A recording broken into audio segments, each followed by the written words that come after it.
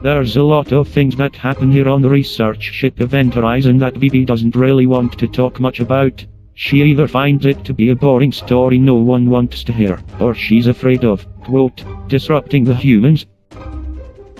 But her standards for what counts as disrupting the humans seems to change like every Tuesday.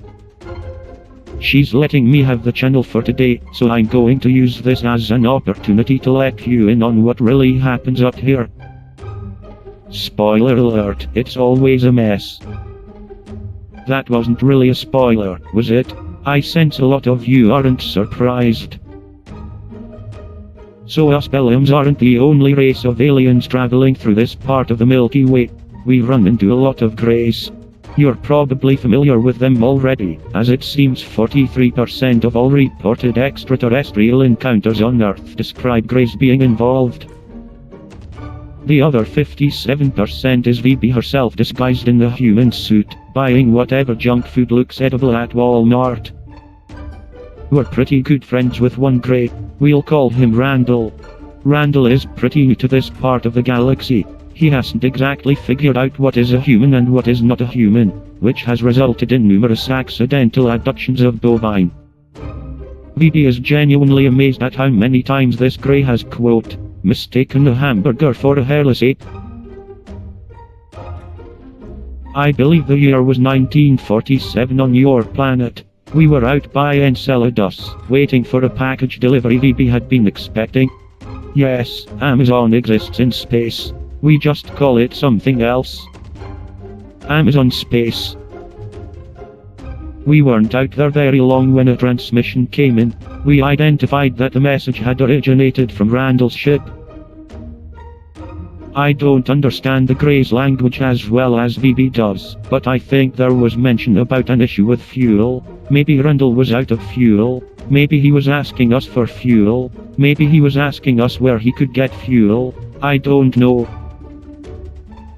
VB responded back, but she spoke in Grey. I think she might have told him to go to Earth. Something about dead liquid dinosaurs. She mentioned crude material and to be careful.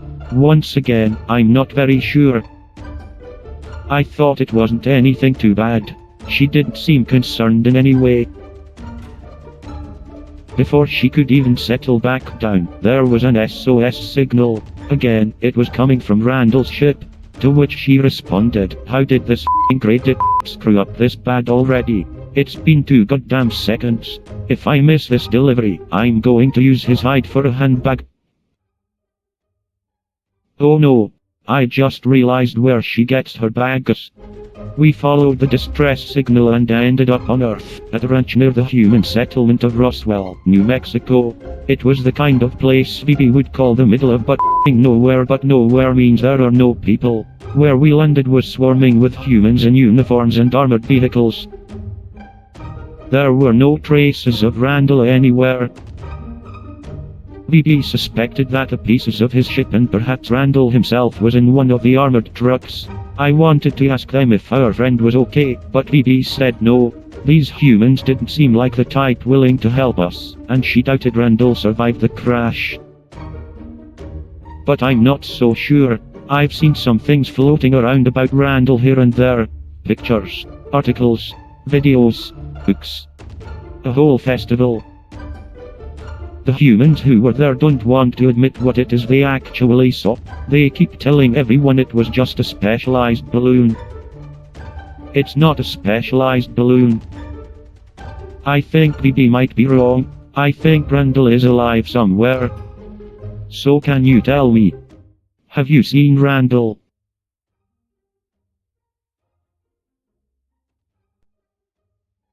Hello people of Earth, and thank you so much for watching. There is no featured fan art this week, but we do have some comments from the last video. If you enjoyed this episode, please be sure to drop a like and hit that subscribe button. I have no idea what that means, but VB said I should say it. She also wanted me to say that she does art commissions and has a Ko-Fi page, and any coffees donated will get you a sketch in return. Links to that as well as links to her social media are in the description. Thanks again for watching. Making videos is hard. I'm going to take a nap.